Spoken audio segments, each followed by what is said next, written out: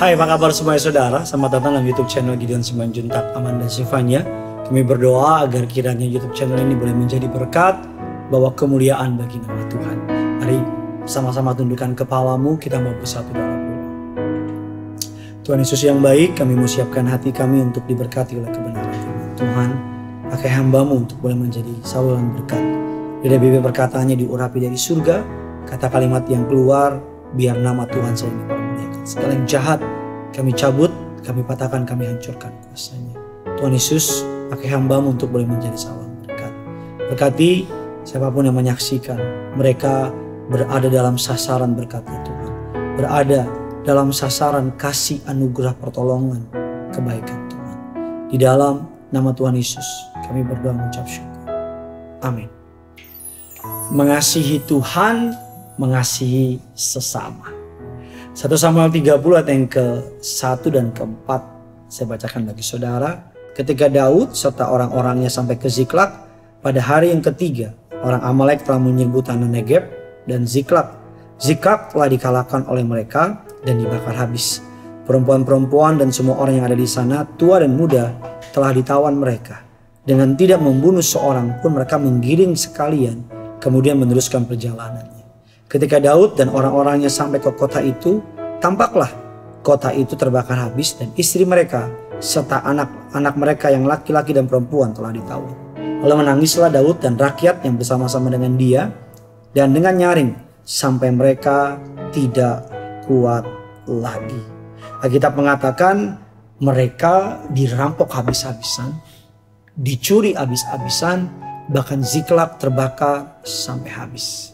Dari ribuan orang yang menghadapi Amalek tersisa 600. Kita mengatakan dalam perikop selanjutnya separuh dari mereka kemudian menyerah di tengah jalan.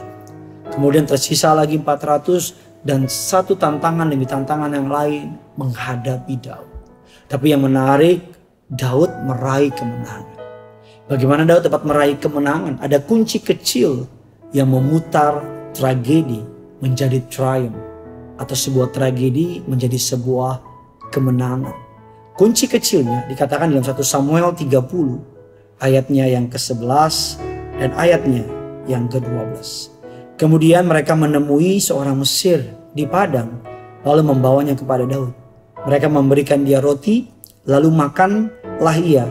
Kemudian mereka memberi dia minum air dan memberikan kepadanya sepotong kue ara dan 2 buah kue kismis. Dan setelah dimakannya ia segar kembali sebab ia tidak makan dan minum selama 3 hari lamanya. Daud sebenarnya punya masalah sendiri. Daud sebenarnya punya beban sendiri. Tapi di tengah perjalanan Tuhan mengizinkan Daud bertemu dengan seseorang yang butuh mereka tolong. Daud bisa saja mencuekinya, Daud bisa saja melewatinya. Tetapi Daud menolong orang tersebut, dia berhenti sejenak walaupun istri dan anak-anak mereka tertawan oleh orang-orang Mesir.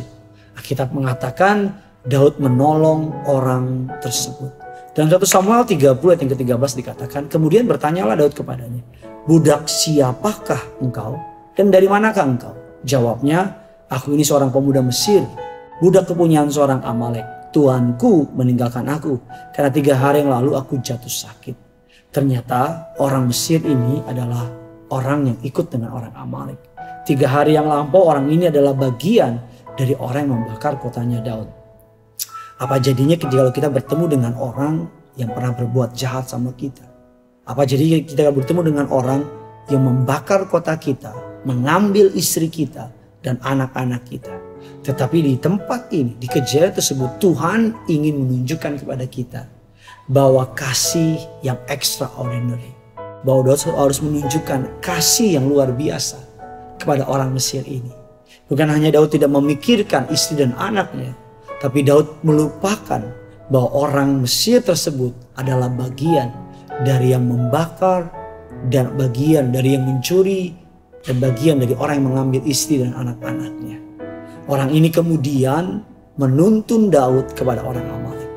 Orang Mesir ini kelihatannya tidak penting, tapi orang Mesir ini justru merupakan kunci penting dari kemenangan Daud.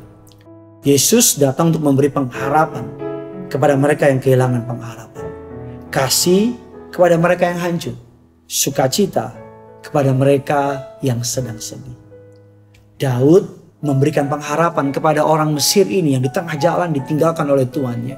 Kepada orang Mesir yang pernah berbuat jahat kepadanya. Tapi Daud menyelamatkannya, memulihkannya, memberi makan, bahkan mengasihinya. Dari ayat yang kita baca tadi kita mengerti bahwa mengasihi Tuhan sama dengan mengasihi sesama. Hal kecil ini memberi kemenangan kepada Daud. Matius 22 ayat yang ke-36-37 mengatakan demikian. Guru, hukum manakah yang terutama dalam hukum Taurat? Jawab Yesus kepadanya, kasihilah Tuhan Allahmu dengan segenap hatimu dan dengan segenap jiwamu dan dengan segenap akal budimu.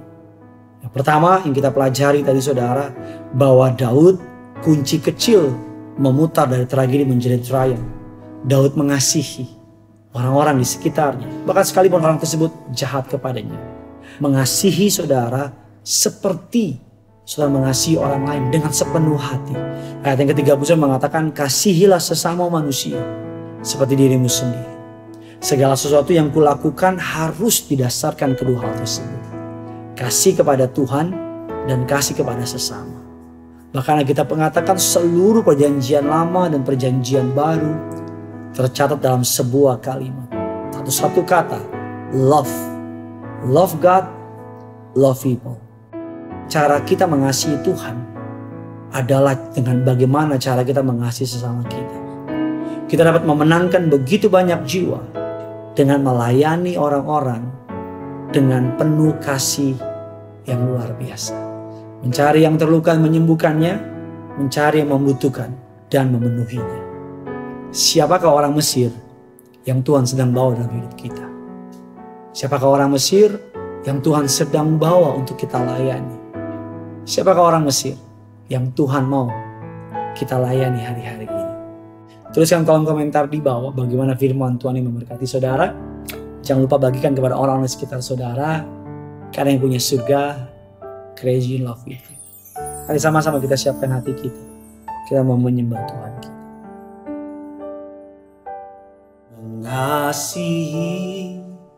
Mengasihi lebih sungguh. Mengasihi lebih sungguh.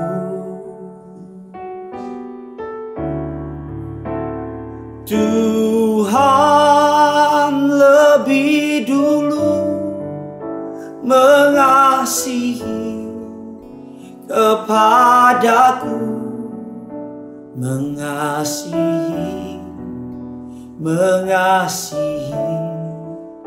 lebih sungguh, mengampuni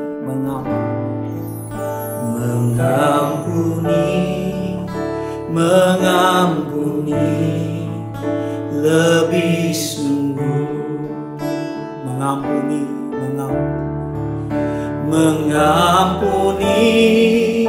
mengampuni lebih sungguh.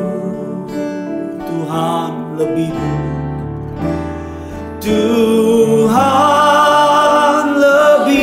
dulu mengampuni kepadaku, mengampuni lebih sungguh, mengampuni lebih sungguh, mengampuni lebih sungguh. Apapun yang kau sedang hadapi, minta Tuhan untuk memampukan engkau. Mengampuni lebih sungguh, karena Tuhan lebih dulu. Tuhan lebih dulu mengampuni kepadaku, mengampuni